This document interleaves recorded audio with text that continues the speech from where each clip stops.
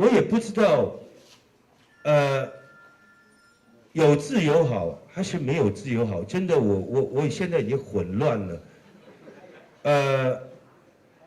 太自由了，就变成香港今天这个样子，很乱，而且变成台湾这个样子也很乱。我慢慢觉得，原来我们中国人是要管的。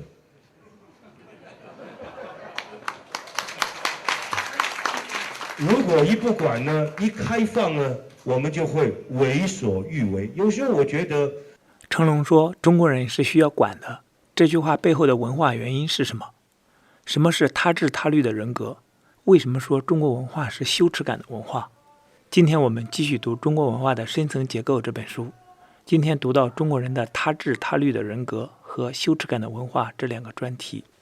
想听更多的内容，可以订阅我的 YouTube。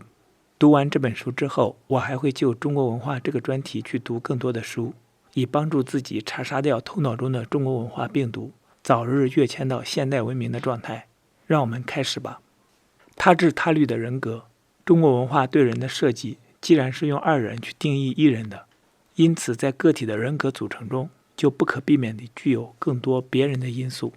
西方人的良知不一定与心有关，它牵涉到的更多是整个个体得救的问题，因此也总涉及意志自由的问题。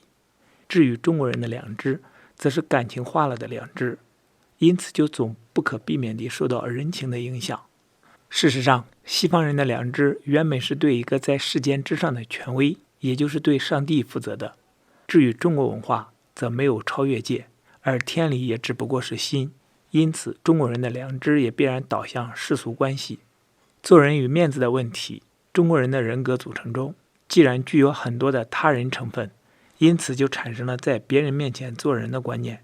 至于新教文化的西方人，则没有这个观念，他们只是说一个人。的确，只有在二人定义一人的场合下，才需要在对方面前去做人。一人自我定义的话，就只是他本人。因此，在英文里，对人问候时说 How are you， 具有问对方本人是怎样的意思。中国人的问候别人，则多半牵涉到对方的身体状况，例如别来无恙否，也就是关怀到对方身体的安危。因此，仍然表现了二人之心对一人之身的关怀。做一个人与是一个人是两个相反的观念。是一个人就是去面对自己，也就是必须以自己的本来面目在世人面前出现，在世俗的关系里保持自己人格的完整性。做人则是为了别人才去做一个人为的角色，即使最后是为了自己，也必须先为别人，也就是老子所说的反者道之动。无论是哪一种情形，都含着一个人将社会观众对自己的看法看得比自己的看法更为重要。中国人很讲究面子与门面，就是这种倾向的最好说明。面子与门面顾名思义是指表面的东西，而不是内在的东西，因此完全是摆给别人看的。中国人的做人往往是指自己的心有到对方身上，对方的心也有到自己身上。这种具体的人情制约，原本的含义似乎是双方都必须在现场，这个人情才感觉得到，而起制约作用。中国人的做人并不是指凡在人面前都去做的意思，只是说中国人有将真心范围以外的一切领域都加以人情化的倾向。至于真心的范围，中国人就总是用身体的内脏部位去形容它。真正的好友叫知心，彼此都可以推心置腹。真正的友情就是刻骨铭心，真正可以信得过的人也叫心腹。当中国人是一个人的时候，就总牵涉到内脏；做一个人的时候，则只涉及表面。在这里也同样存在着内外有别。然而不论是表还是里，却是少不了身体化的意象。羞耻感的文化在任何文化中都会有或多或少的人情制约，然而对具有超越界符号的文化来说，就必定会有一个世俗关系之上的原则，作为一个人的良知向其交代的对象。在这类文化中，超越人情制约的最极端的是西方的新教文化，因为它强调的是完全凭借自力得救，同时也不能去拉别人一把，于是变成了个人如何去面对上帝，以及如何去面对自己，而不是如何去面对世人。因此他对人的制约最多通过一己之心的罪恶感，而罪恶感是不以人为主的，而是以事情本身的对不对为标准。也就是以内省的方式审视是否有违背自己的原则。如果有的话，即使没有牵涉到另外一个人在内，心中也会感到不安，因此容易产生不因人而异的原则性的态度。在西方新教文化中，羞耻感的排位比罪恶感的排位要低。至于纯粹的羞耻感，则是以别人怎么想为主的，也就是说，自己觉得事情该不该，是由于别人会怎么想。因此，怕对不起人的倾向，就会压倒怕对不起原则的倾向。自然，世界上没有纯粹的羞耻感的文化，只不过中国文化既然没有超越界，而是只能超越具体化的世俗关系的天理，也是理念化了的心。因此，羞耻感在良知系统中的比重就远远地压倒了罪恶感。自然，中国人也常说心中感到罪过，但其内容多半是只应该去帮人而没有去做而引起的。不过，它既然是从自己心中发出的，而非被别人诉说以后才产生的不安感，因此也应该算是一种人情化了的罪恶感。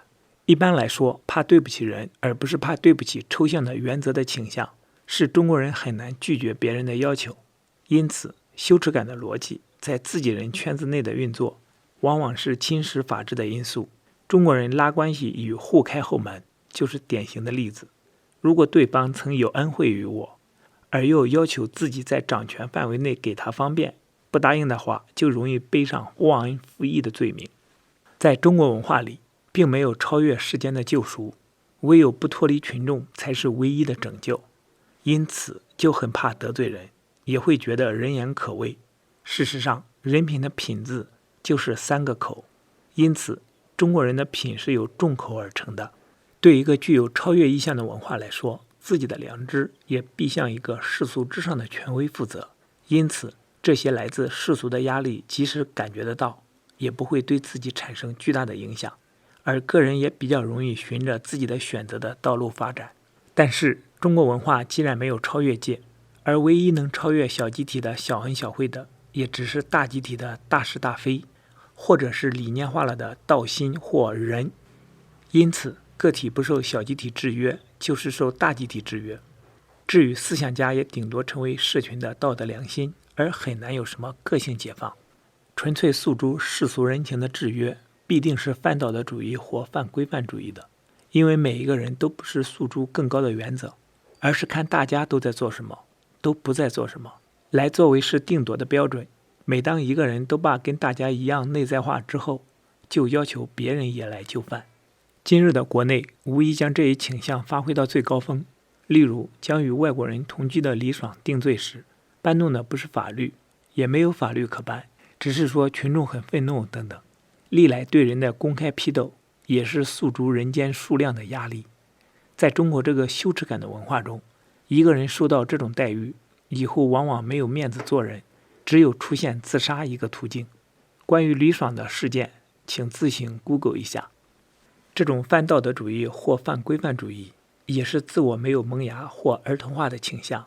因为只有在一个还未成长的人，才会不知不觉，可能也不存在一己特殊的需要，而让一套形式化的规矩从外部对自己施加约束。